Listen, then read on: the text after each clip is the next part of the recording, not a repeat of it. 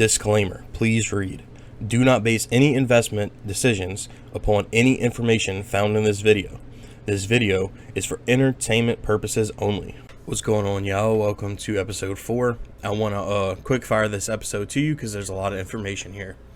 I traded the last few days. I was in the red, made 4%, 6% here, so I went down 10% total, and today I am up 42%. So let's get into that. The NAC plays is what drove me into the negative 10%. I ended up shorting it and I was wrong. The stock was going up. That is what it is, though. It was more of an emotional play for me than anything. On the paper account, I went short. On my real money account, I went long. So I lost money on the fake account and I made money on my real account. I also purchased some options for NAC, so that's looking pretty good right now. This morning I woke up at 4 a.m. I shorted NSYS at 6.75, and I was able to get out of it about an hour and a half later at 5.12, so that was a good chunk of money. I was trying to short JE at a higher price on my real money account, but Webull wasn't allowing you to borrow them.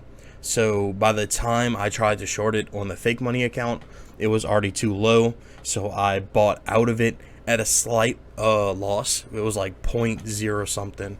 So it really didn't matter in terms of percentage wise. I also tried to short PSV on my real money account at $1, and I didn't have the Webull didn't have the stocks to let me borrow. So by the time I got into this one, it was 0.97, but that's all right because I have a theory that this is going to print a lot of money. So the PSV, which is what's going to be different about this episode, is that I'm holding this. So the PSV, let's look at it right here. It's a stock that was the potential of being delisted. So if we look at, and that's why I ran up today, because it's waiting to be delisted. Usually bankruptcy plays and delistment plays do that, but if we look at the charts, it runs up off news and crashes, runs up off news and crashes, and then runs up off news, and I'm expecting it to do the same thing because it's done the same thing twice before. I'm gonna hold this overnight until tomorrow or probably the next day. Well, it's a Friday when I'm recording this, so I'm gonna hold this into Monday or Tuesday, and I'm expecting to get out around 61 or in the 50s. So this should be a really good play as of that.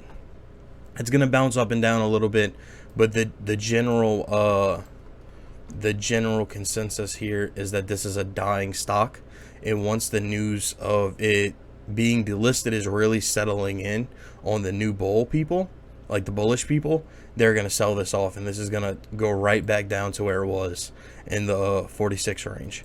The reason I say that I give it a little while, I'll give it until the 60 to 50ish, is some of those people are going to bag hold and they're not going to sell, so that would be the best time for me to get out.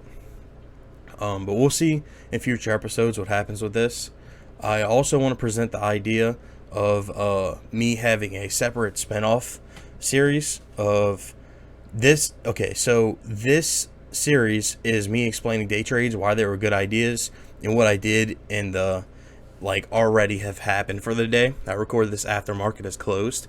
What I'm going to do is I'm going to have option spinoff series, and I'm going to make predictions before the expiration dates of the options, and that's going to be on my real money account, and I'm just going to make plays and see how they turn out. So that's going to have a few episodes here and there.